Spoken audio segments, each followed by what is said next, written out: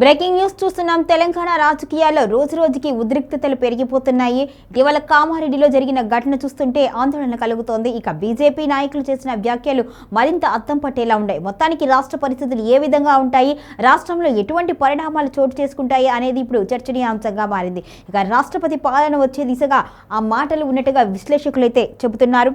మొత్తానికైతే కామారెడ్డి జిల్లాలో చోటు చేసుకున్న ఘటన రాష్ట్ర రాజకీయాలను మరింత వేడెక్కించాయి. అవినీతి ఆరోపణల చుట్టూ కాంగ్రెస్ బీజేపీ నేతల మధ్య మాటల యుద్ధం తీవ్ర స్థాయికి చేరింది. Congress MLC Shabbir Ali, BJP MLA Katipalli Venkataramana Reddy మధ్య కొద్ది రోజులుగా కొనసాగుతున్న వాగ్వాదం తాజాగా భౌతిక ఘర్షణకు దారితీసింది. ఈ క్రమంలో ఎమ్మెల్యే క్యాంపు కార్యాలయానికి కాంగ్రెస్ నేతలు దూసుకువెళ్లడం, ఆందోళన వాతావరణం నెలకొనడం రాజకీయంగా సంచలనంగా మారింది. ఈ ఘటనల సమయంలో ఎమ్మెల్యే కాటిపల్లి వెంకటరామిరెడ్డి కారును ధ్వంసం చేయడం తీవ్ర దుమారం రేపుతోంది. అవినీతి ఆరోపణలపై చర్చకు సిద్ధము అని ఒకవైపు కాంగ్రెస్ నేతలు సవాల్ విసురుతూ ఉంటే, మరోవైపు బీజేపీ కూడా అదే స్థాయిలో ప్రతి సవాళ్లు చేస్తోంది. ఈ ఉద్రిక్త పరిస్థితుల మధ్య ఆరుమూరి ఎమ్మెల్యే పైడి రాజశేఖర్ రెడ్డి చేసిన వ్యాఖ్యలు రాష్ట్ర వ్యాప్తంగా కలకలం రేపుతున్నాయి. కామారెడ్డి ఘటనపై స్పందించిన రాకేష్ రెడ్డి, తెలంగాణలో పరిస్థితులు చేయి దాటితే రాష్ట్రపతి పాలన తీసుకురావడం పెద్ద విషయం కాదు అని వ్యాఖ్యానించారు. తెలంగాణలో ఉన్నదెంత, మేం తలుచుకుంటే 5 నిమిషాల్లో పొజిషన్ మారుతుంది అంటూ కూడా ఆయన చేసిన వ్యాఖ్యలు తీవ్ర దుమారం రేపుతున్నాయి. 30 లక్షల ఆర్మీ మా కంట్రోల్లో ఉంది అని చెప్పడం రాజకీయ వర్గాల్లో తీవ్ర చర్చకు దారితీసింది.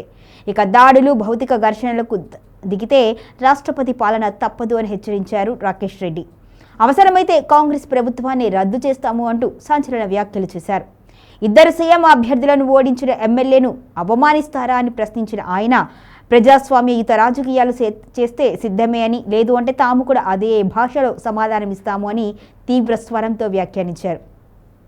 రండి, అవసరమైతే ఆయుధాలతో కొట్లాడుకుందాము అంటే కొట్లాడుకుందాం, ప్రజాస్వామ్య రాజకీయాలు చేద్దాము అంటే చేద్దాం, లేకపోతే ఒక్కొక్కరిని అస్సాంకు పంపిస్తాము అంటూ చేసిన వ్యాఖ్యలు తీవ్ర విమర్శలకు దారితీశాయి.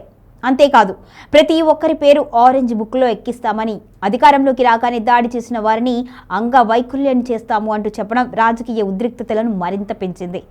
ఈ వ్యాఖ్యలతో తెలంగాణ రాజకీయ వాతావరణం మరింత ఉద్రిక్తంగా మారింది. ప్రజాస్వామ్య వ్యవస్థలో ఇలాంటి వ్యాఖ్యలు ఎంతవరకు సమంజసమనే అంశం రాజకీయ, సామాజిక వర్గాల్లో విస్తృత చర్చ జరుగుతోంది.